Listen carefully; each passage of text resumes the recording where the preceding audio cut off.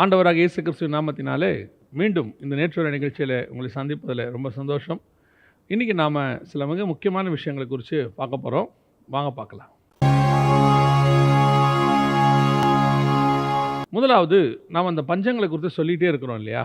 நிறைய சம்பவங்கள் ஒன்றன் பின் ஒன்றாக நடைபெற்று கொண்டே இருக்குது. ஒரு ஷாக்கிங் நியூஸ் ஒன்று நான் சமீபத்தில் கேள்விப்பட்டேன்.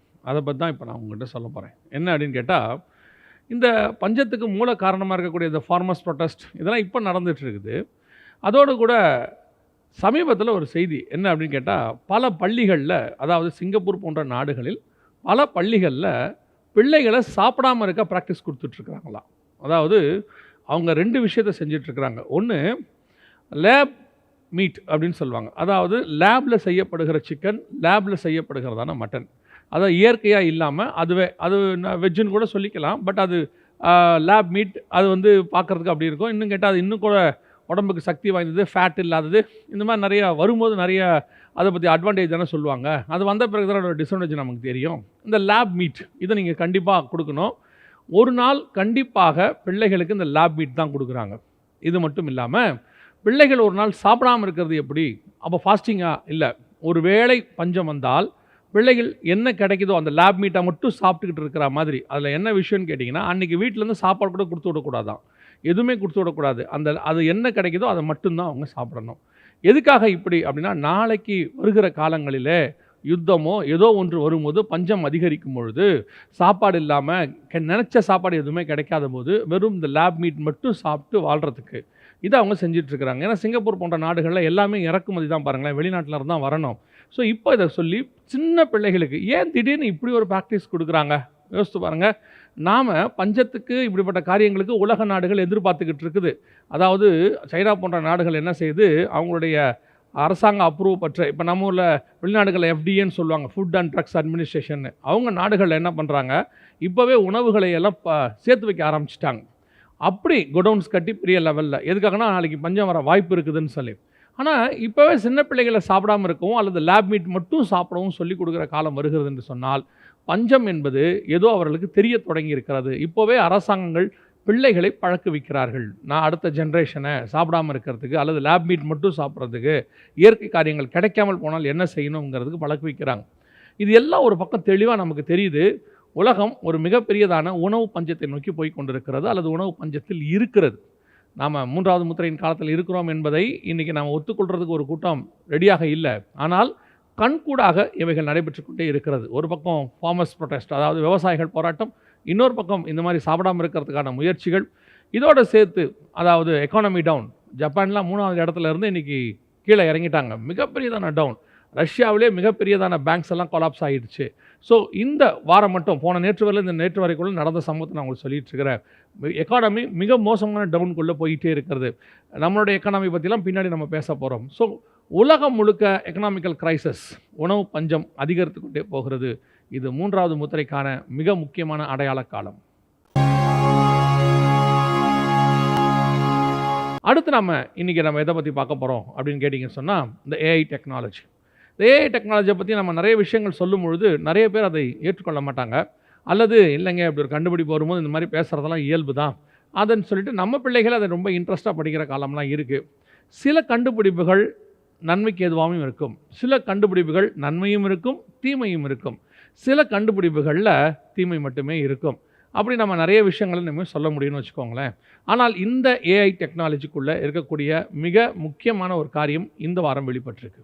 என்ன அப்படின்னு சொல்லி கேட்டிங்கன்னு சொன்னால், சமீபத்தில் ஒரு இசையமைப்பாளர், உலக பிரகாரமாக இசையமைப்பாளர், மரித்து போன அல்லது இறந்து போன ஒரு பாடகருடைய பாடலை பாட வைத்திருக்கிறார். அதாவது அவரை புதிதாக அவர் குரலை எடுத்து புது பாடல், பழைய பாடலை இல்லை, புது பாடல் அவர் குரலில் பாடியிருக்காரு. அவரே தான் அந்த AI டெக்னாலஜியில் அவருடைய குரலை எடுத்துட்டு இந்த வேர்ட்ஸை போட்டு அவர் குரல் மூலமாக முழுக்க முழுக்க மனுஷனே இல்லாமல் பாட வச்சுருக்கிறாங்க. இப்போது மரித்து போன அந்த பாடகர் பாடுகிறார்.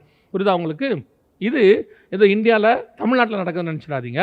இப்போது உலக நாடுகள் எல்லாவற்றிலும் இப்படி நடைபெற்று கொண்டே இருக்கிறது. பல பாடகர்களுடைய பாடல்கள், மரித்து போன நல்ல குரல் வளம் மிக்க பாடகர்களின் குரல்களை மட்டும் எடுத்துக்கொண்டு புது பாடல். இது எதுக்கு அர்த்தம்? மரித்தவர் மீண்டும் வந்து பாடுகிறார். இதான் ஆக்சுவலாக ஒரே லைனில் சொல்கிறோன்னு வச்சுக்கோங்களேன். செத்து போனவர் திரும்பி வந்து என்ன செய்கிறாரு? பாட ஆரம்பிச்சிட்டாரு. இப்போது ஏற்கனவே மரித்து போன தலைவர்கள் வந்து என்ன செஞ்சாங்க, சமீபத்தில் கூட இந்தியாவில் நம்ம ஒரு குடியரசு தினத்தின் அன்று ஒரு வீடியோ வெளியிட்டாங்க. அதில் பார்த்தீங்கன்னு சொன்னால், நம்ம சுதந்திரத்துக்காக மரித்து போன தலைவர்கள் வந்து தேசிய கீதத்தை பாடுற மாதிரி, அதாவது அவங்களே நின்று பாடுற மாதிரி, அவங்களுடைய அந்த அங்க அசைவுகள் எல்லாமே அது அப்படியே லைவாக பாடுற மாதிரி. இப்போ கூட நீங்கள் சமீபத்தில் ஒரு பேஸ்கெட் பாலுடைய போட்டி நடந்தது. அதில் பார்த்தீங்கன்னா விளையாடுற ஒருத்தர், ஆனால் உங்களுடைய உருவத்தை அங்கே ஃபிக்ஸ் பண்ணிடலாம். இப்போ பார்த்தீங்கன்னா வீடியோவில் பார்த்தீங்கன்னா நீங்கள் விளையாடுற மாதிரி தான் இருக்கும். நீங்கள் தான் ஓடுவீங்க, வருவீங்க, எல்லாம் செய்வீங்க. பட் அங்கே விளையாடுறது வேற ஒருத்தர் விளையாடிக்கிட்டு இருப்பார். அதே மாதிரி வேறொருத்தரை நிற்க வச்சு உங்களுடையதான ஒரு உருவத்தை அதில் வச்சுட்டோம்னா, நீங்கள் நிற்கிற மாதிரி, நீங்கள் செய்கிற மாதிரி எல்லாத்தையும் செய்ய முடியும். இது ஏஐ டெக்னாலஜியில் வந்திருக்கக்கூடிய இப்போத்தி காரியம். சரி, இதை ஏன் நாம் இப்போ உங்களுக்கு சொல்கிறோம் அப்படின்னு கேட்டிங்கன்னு சொன்னால், மிக முக்கியமான விஷயம் கவனிங்கள். வெளிப்படுத்தின விசேஷம் 17ஆம் அதிகாரம் 8-9 வசனத்தின்படி, நீ கண்ட மிருகம் முன்னே இருந்தது, இப்பொழுது இல்லை. அது பாதாளத்திலிருந்து ஏறி வந்து மீண்டும் ஆட்சி செய்யப்போது, அதாவது நாசமடைய போகிறது அப்படின்னு வசனம் சொல்லுது. இது எதை பற்றி சொல்லப்பட்டிருக்கு அப்படின்னா, நீ கண்ட மிருகம் முன்னே இருந்தது, இப்பொழுது இல்லை. அதாவது ஏற்கனவே இந்த பூமியில் ஒரு கொடூரமான சர்வாதிகாரி ஆட்சி பண்ணினான். இது எங்கே சொல்லப்பட்டிருக்கு அப்படின்னு கேட்டிங்கன்னு சொன்னால், தானியேல் புஸ்தகம் 8ஆம் அதிகாரத்திலும் 7ஆம் அதிகாரத்திலும் சொல்லப்பட்டிருக்கு. குறிப்பாக 8ஆம் அதிகாரத்தில் 4 கொம்புகள் ஒன்றிலிருந்து சின்னதான ஒரு கொம்பு புறப்பட்டு, ஆன்டியாக்கஸ் ஓர் எபிஃபனஸ் அப்படின்னு சொல்லக்கூடிய அலெக்சாண்டருடைய ராஜ்யபாரத்தில் 4 தளபதிகள் வந்தாங்க. லைசிமேக்கஸ், டலாமியோன் ஸ்லாட்டர், செலுக்கஸ் நிக்கோடர், கசாண்டர்னு சொல்லி. இந்த 4 தளபதிகளில் செலுக்கஸ் நிக்கோடர் பரம்பரையில் ஆன்டியாக்கஸ் ஓர் எபிஃபனஸ் வந்தான் இருக்கு. இவன் தான் தேவாலயத்தை தீட்டுப்படுத்தினவன், இவன் தான் ஜனங்களை அதிகமாக கொலை செய்தவன், பன்றியை பலியிட்டவன், அங்கே கொண்டு ஜியூஸ் தேவனுடைய சிலையை வைத்தவன், இப்படி போன ஆன்டி கிரைஸ்ட் என்று நம்ம சொல்லக்கூடிய அளவுக்கு முன்னே இருந்தவன். இவன் திரும்பி வந்து ஆட்சி பண்ணுவான் அப்படின்னா, அதில் என்ன சொல்கிறதுன்னா, அவன் ஸ்பிரிட், அவனுடைய அந்த குணாதிசயம் எப்படி யோவான் ஸ்நானகன் எலியாவின் ஆவியோடு கூட வந்தாரோ அந்த மாதிரின்னு வச்சுக்கோங்களேன். இயேசுவே சொல்கிறார், ஏற்றுக்கொள்ள மனதாக இருந்தால் வருகிறவன் எலியாகி வந்தான்னு.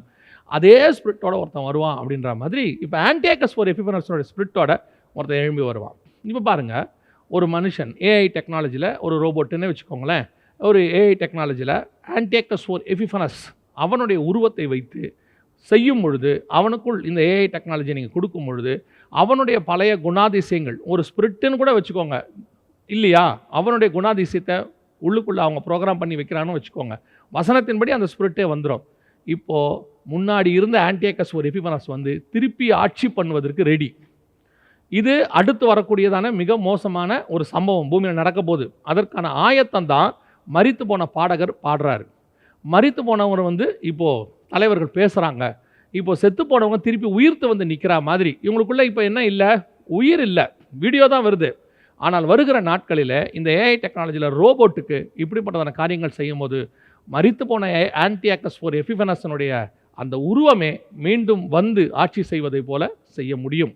அல்லது இருக்கிற ஒருத்தன் அந்த ஆட்சியை செய்யறதுக்கு அவன் உருவத்தை அப்படி மாற்றி காட்ட முடியும். ஸோ 2000 வருஷத்துக்கு முன்னாடி பைபிள் சொல்லுச்சு, அது இப்போ நம்ம கண்ணுக்கு முன்னாடி 100% நிறைவேறி கொண்டு இருக்கிறது.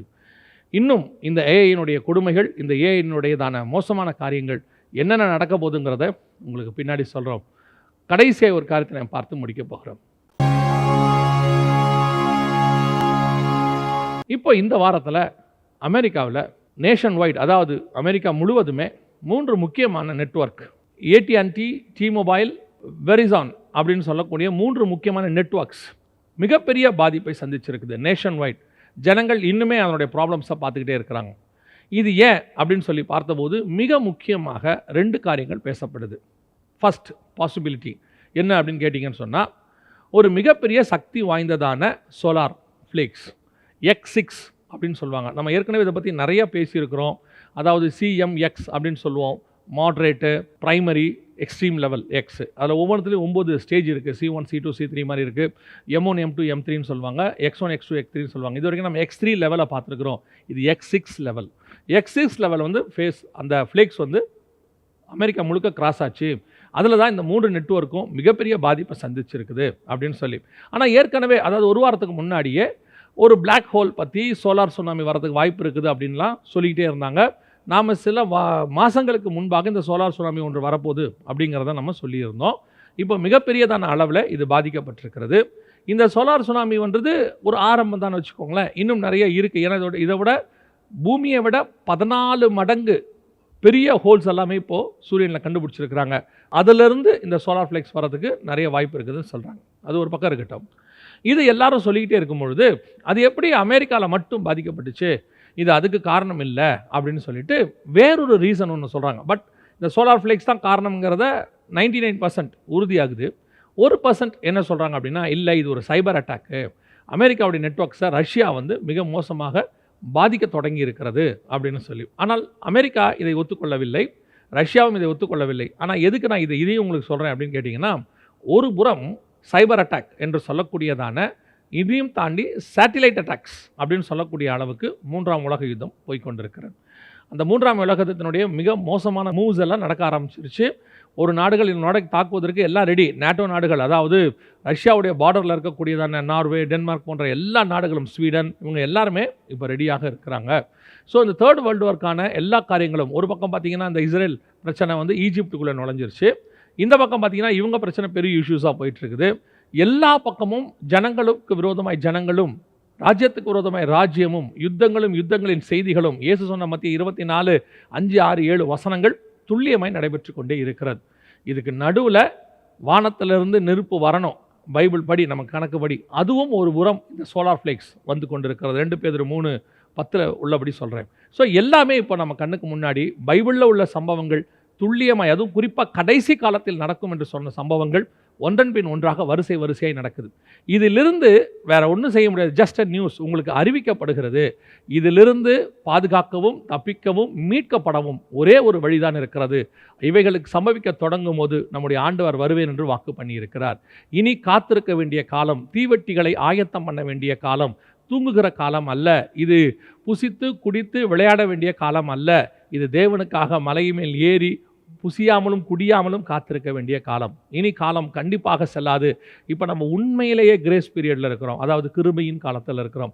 ஒரு வேலிடிட்டி முடிஞ்சுட்டு அடுத்தது நீங்கள் ரீசார்ஜ் பண்ணுறதுக்கு நடுவில் ஒரு டைம் கொடுப்பாங்க பாருங்கள், அந்த மாதிரி எல்லாமே ஓவராகி நியூ வேர்ல்டு ஆர்டர் ஃபார்ம் பண்ணணும்னு உலகமே சொல்லிடுச்சு. அந்த நியூ வேர்ல்டு ஆர்டர் அப்படிங்கிறதுக்கு நடுவில் இருக்கிற கிரேஸ் பீரியடில் தான் நீங்களும் நானும் இருக்கிறோம். கர்த்தருடைய வருகை தாமதிக்குமானால் இன்னொரு நேற்று வரை நிகழ்ச்சியில் உங்களை சந்திக்கிறோம். God bless you.